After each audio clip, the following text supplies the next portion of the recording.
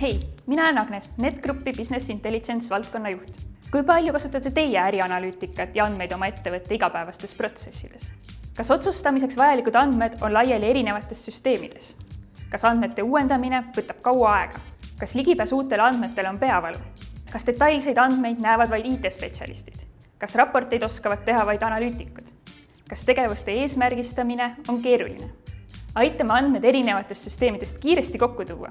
Näiteks ühe meie kliendi andmete laadimine võttis varem aega 18 tundi, kuid nüüd võtab vaid 15 minutit. Hea ja iseteeninduslik andmeladu muudab andmed kiiresti kättesaadavaks ja kõigile arusaadavaks.